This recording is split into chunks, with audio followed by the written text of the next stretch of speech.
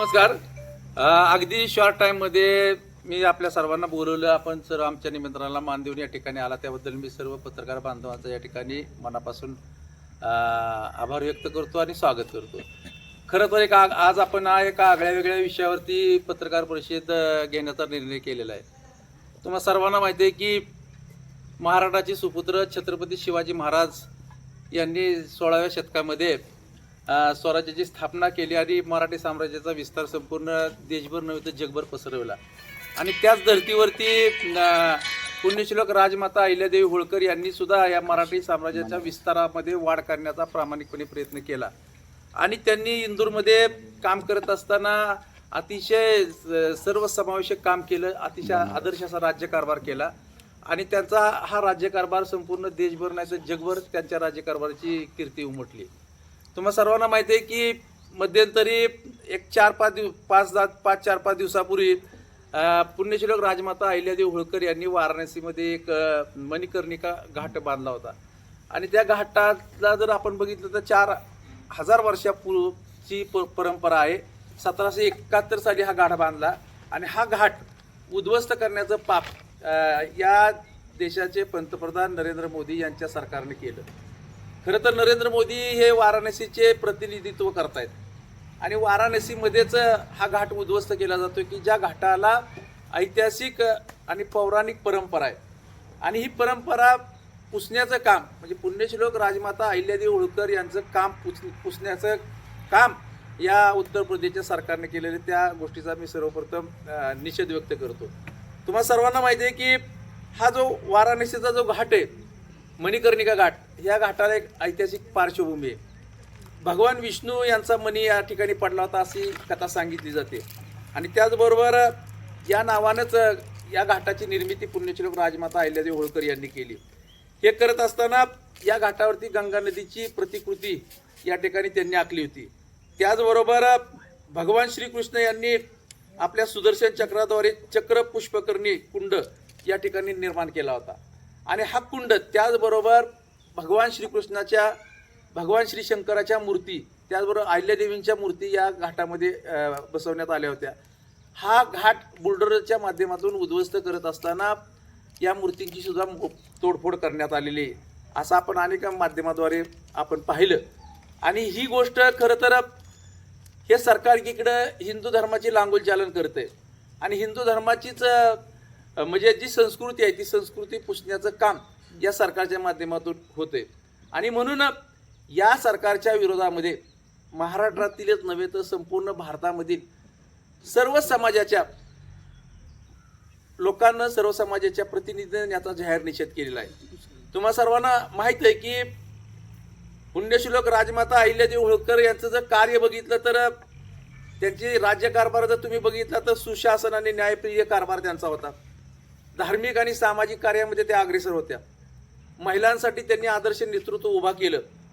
त्याचबरोबर त्यांच्या राज्यामध्ये शांतता आणि सुरक्षितता ही मोठ्या प्रमाणावरती त्यांनी निर्माण केली होती. आणि लोककल्याणकारी धोरणं त्यांनी आपल्या राज्यामध्ये राबवली. आणि असा आदर्श प्रशासन, धर्मावरती निष्ठा आणि लोकसेवेचे प्रतीक म्हणून पुण्यश्लोक अहिल्यादेवी होळकर यांच्याकडे पाहिलं जातं. आणि हे होत असताना वाराणसीमध्ये तुम्ही एकीकडं पुण्यश्लोक अहिल्या मातेची पुतळा उभा करण्याचं काम करता आणि दुसरीकडे तुम्ही त्यांनी बांधलेला जो ऐतिहासिक घाट आहे तो घाट पाडण्याचं पाप करता. हे पाप आपण कशासाठी करता? खरं तर ह्या ऐतिहासिक वारसा असणाऱ्या ज्या काही वस्तू आहेत त्या आपण जपल्या पाहिजेत. आणि ते जपण्याची आपल्या देशाची संस्कृती आहे. आणि ती संस्कृतीलाच कुठंतरी फाटा द्यायचा आणि समाजामध्ये तेढ, धर्माधर्मामध्ये तेढ, जातीजातीमध्ये कशी भांडणं लागतील असाच हा प्रकार आहे असं म्हटलं तर वावगं ठरणार नाही. आणि म्हणून आज मला या ठिकाणी थोडंसं याच्या संदर्भामध्ये अनेक पक्षानं पत्रकार परिषदा घेतल्या. आपल्या या भागामध्ये सुद्धा महाराष्ट्राची पुण्यश्लोक राजमाता अहिल्यादेवी या कन्या आहेत आणि महाराष्ट्राला एक त्यांचा आगळा वेगळा त्यांच्याबद्दलचा एक अभिमान आहे. विशेष करून कुठल्याही महात्म्यांना एका जातीमध्ये न गुंतवून ठेवता सर्वच जाती धर्माचे लोक पुण्यश्लोक राजमाता अहिल्यादेवी होळकर यांच्यावरती प्रेम करतात. जसं की छत्रपती शिवाजी महाराज असतील, घटनेचे शिल्पकार डॉक्टर बाबासाहेब आंबेडकर असतील, महात्मा ज्योतिबा फुले असतील, त्याचबरोबर सावित्रीबाई फुले असतील, अनेक महात्म्यांचं आपल्याला या ठिकाणी नाव घेता येईल. हे सगळे महात्मे जरी एका जातीमध्ये जन्माला आले तर त्यांनी जातीपुरतं काम न करता सर्व समाजाला आणि सर्व जातीला, सर्व धर्माला प्रेरणा देण्याचं काम केलं. आणि हे काम करत असताना या देशाची अखंडता, या देशामध्ये हा देश कसा अखंड राहील असा प्रामाणिक प्रयत्न केला. पण अलीकडच्या काळामध्ये हे होताना दिसत नाही, हे मी तुम्हाला जाणीवपूर्वक या ठिकाणी सांगतोय. सहजागी तुम्ही उदाहरण घेतलं तर मी सांगेल की अजून एक माझ्यापुढे एक विषय आहे की तुम्हाला माहिती आहे की प्रत्येक समाजामधला, प्रत्येक जातीला, प्रत्येक धर्माला या ठिकाणी आपलं लोकशाहीच्या माध्यमामधून म्हणणं मांडण्याचा अधिकार आहे. आणि तो अधिकार आपल्याला बाबासाहेबांच्या घटनेनुसार प्राप्त झालेला आहे. आणि तो घटनेनुसार अधिकार प्राप्त होत असताना आपण आपल्या कोणत्याही कामासाठी आंदोलन करू शकतो, उपोषण करू शकतो, लोकशाहीच्या मार्गाने आपण वेगवेगळ्या प्रकारचे आंदोलन उभा करू शकतो. त्याचाच एक भाग म्हणून आता मध्यंतरी धनगर समाजाचा एक प्रश्न आहे की अनुसूचित जमातीचा गेली 60 वर्षे प्रलंबित आहे. आणि धनगर समाजाला अनुसूचित जमातीची सवलत मिळावी म्हणून गेली 60 वर्षे देशामध्ये, राज्यामध्ये अनेक ठिकाणी आंदोलनं झाली, मात्र सरकारला काय जाग आली नाही.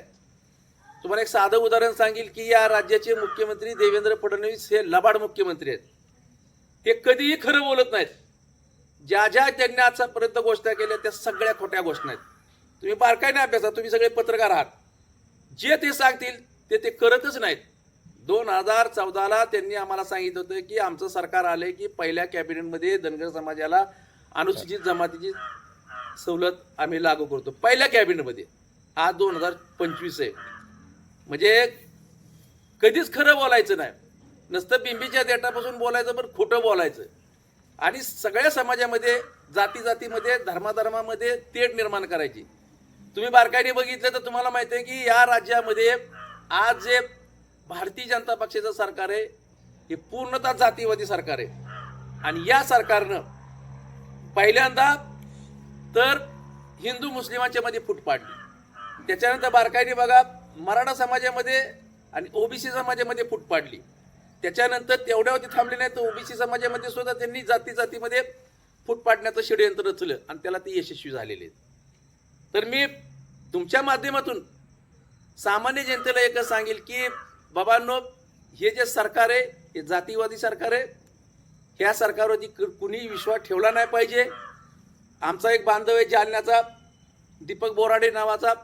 या बांधवानं जालन्यामध्ये उपोषण केलं आणि ते उपोषण त्याचं 14 दिवस चाललं.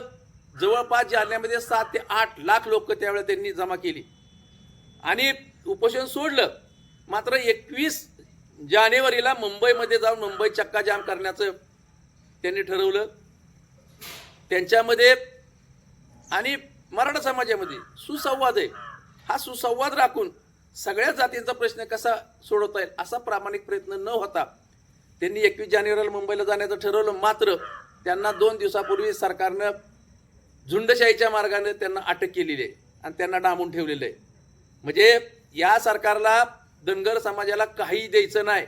ज्या समाजानं ही भारतीय जनता पक्षाचं सरकार आणले या राज्यामध्ये, खरं तर मी धनगर समाजातील तमाम धनगर बांधवांना या तुमच्याद्वारे निवेदन करतो की बाबांनो, हे जे सरकार आहे ते फसवं सरकार आहे.